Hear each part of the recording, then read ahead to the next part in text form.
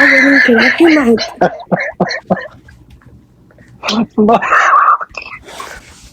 طيب شيخ أنا الحين توني قبل شوي يعني في وقت الفجر توني كنت حالمة أن كان في واحد رجال يهزئني. أنا غشيت باختبار وكان محاوطني بزاوية وحاط يدينه بحولي. متزوجة ولا عزباء؟ إيش؟ متزوجة ولا عزباء؟ لا عزباء. بعدين كان وراه أسانسير وطلع منه رجال عينه مضروبة حمرة، كان قصير مرة وما عنده شعر وعنده سن واحد والظهر سن شوي أصفر.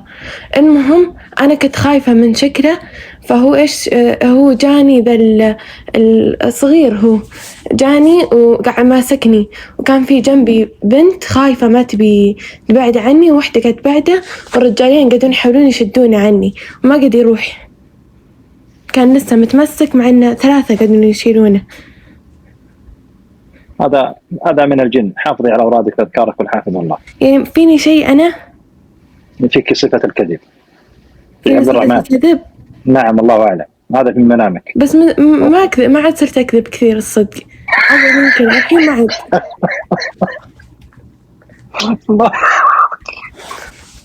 طيب يحفظ الرحمن، مع السلامة، الله يحفظ. مع السلامة.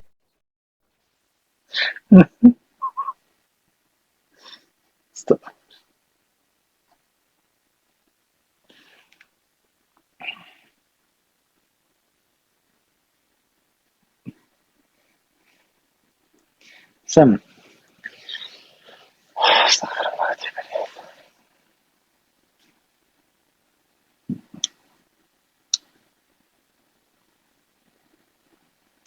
خلونا نرجع استشارات أحسن يا جماعة. خلونا نرجع استشارات. ها. السلام عليكم. عليكم السلام ورحمة الله. كيف حالك يا شيخ؟ حياك الله يا أختي.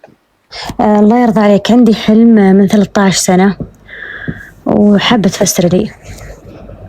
تفضل. تحلمت إني أمشي على أرض كأنها طين. لما أمشي فوق يعني أرقى جبل.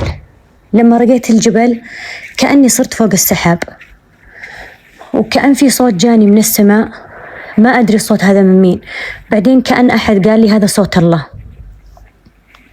وكأن أحد قال لي هذا صوت الله. بعدين قال لي الصوت هذا ناداني باسمي كامل، قال لي يا فلانة بنت فلان، أنت رضية والدين، والعمل اللي عملتيه تقبله ربي من واسع أبوابه. هذا الحلم. والله يدل على أعمال صالحة ويدل على قرب إلى الله تبارك وتعالى. الله أعلم. بإذن الله. تمام. السلام عليكم. عليكم السلام ورحمة الله. كيف الحال؟ منامك الله يحفظك. منام هذا قبل يمكن 7 سنوات. على السريع حلمت اني طالع من مسجد من عند باب شرقي، وفيه خويي طالع من عند الباب الثاني، فينظر لي خويي ويطلع معاه مثل مسدس كذا داب اسود ويغطوا علي، وقمت من النوم. انا عاد ما ادري وش معنات هذا الداب اسود كذا، كانه بيرمي. كم عمرك؟ عمري 17 سنة.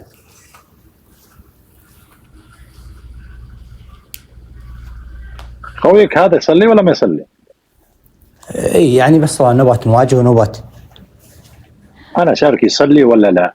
اي يصلي معنا بس يصلي ده. هو أسمر البشرة؟ ها؟ الولد هذا أسمر لونه؟ لا لا لا لا.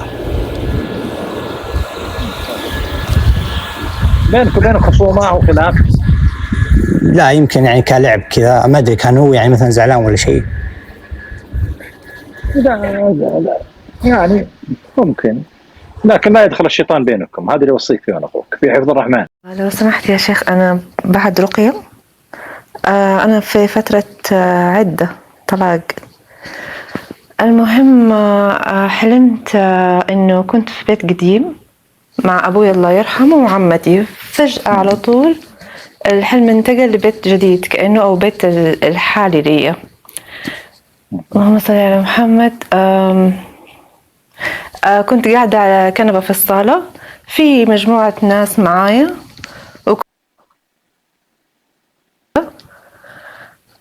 في الطاولة هذه قاعد معايا طفل صغير على أساس إنه هو زوجي، طفل حق السنتين كده، وكان مرة مضايقني في القعدة، مرة خنقني، فمسكت إذنه وقرصته فقلت له طلقني.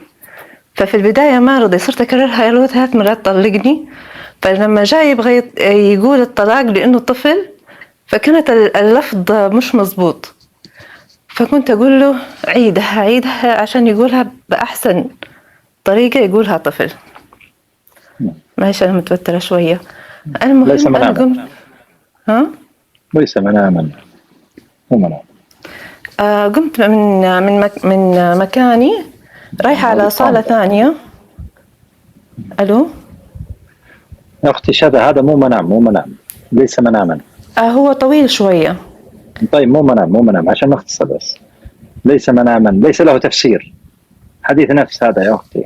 أوكي ممكن أكمل معلش؟ سم. تسلم. كنت رايحة على الصالة الثانية، وأنا رايحة وفي واحدة على اليمين واقفة تحذرهم إنه أنا جاية. فدخلت على الصالة لقيت زوجي متكي على كنبة وعند رجله واحدة. فقلت له أنتوا إيش كنتوا تسووا؟ فقال لي ما كنا نسوي شيء.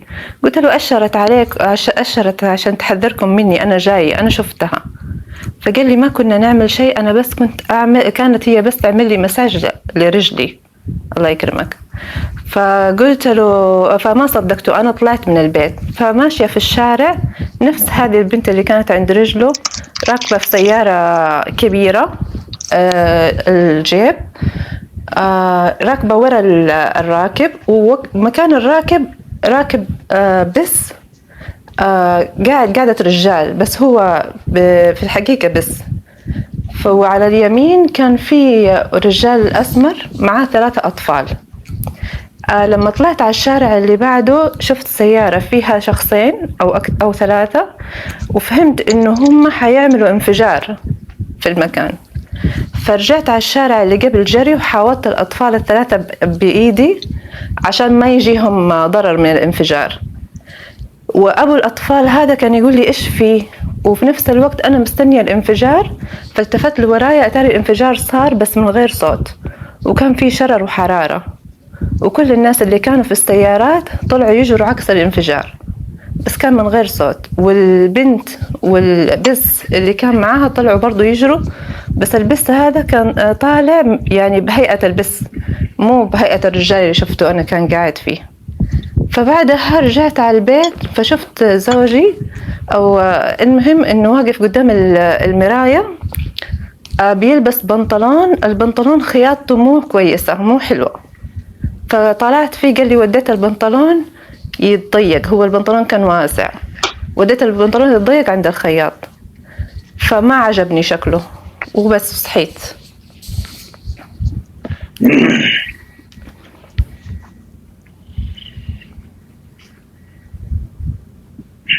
حديث نفسها بحفظ الرحمن. سدعك الله.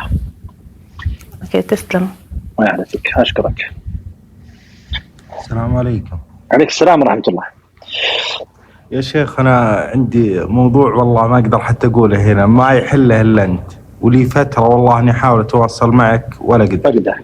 تفضل. ما أقدر والله أتكلم فيه على العام، بتواصل معك.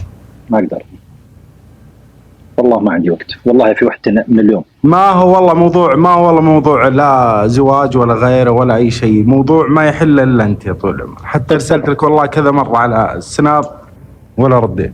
هات تفضل. ما أقدر أقوله يا طويل العمر، لو يعني أنا وياك بس إنه قدام الناس أنا ما أقدر أتكلم فيه. ما عندي وقت والله. أنت الآن فرقست. والله يا شيخ إني ما أقدر أحكي فيه قدام الناس، يعني كلها موضوع خاص بالمرة، عرفت؟ وبهرج معك لي فترة والله، حتى أحاول أطلع معك. أرسل في السناب لعلي إن شاء الله أعطيك فيه وأرد عليك. الساعة العصر الساعة 5 عندي اجتماع، بعد المغرب جيني ناس من الشملي، بعد صلاة العشاء معي موعد مع الدكتور نايف. الساعة 11 مع أبو حمد موعد، شو يسوي؟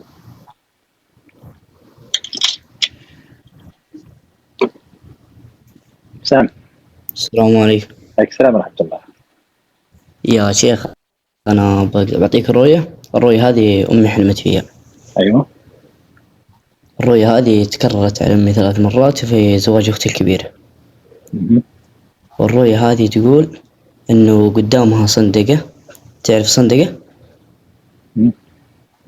الصندقة يعني. تقول كأنها جديدة الصندقة، بس إنها في الحقيقة إنها مهجورة. وتقول على يسارها أخوي الكبير. أخوي الكبير منسدح كأنه ميت، تمام. وقدامي أختي الكبيرة ونفس الشيء، منسدحة وكأنها ميتة. وقدام أختي الكبيرة قدامها عقرب، العقرب هذا يتقطر سم. ورا العقرب في باب لونه وردي غامق. وهذا الرؤيا يا شيخ. هذا من الشيطان، لا تلقي له بالا. كيف يعني هذه من الشيطان، من تحزين الشيطان. لا تلقي للمنامات هذه بالا أمك. عيون أخوك. تمام.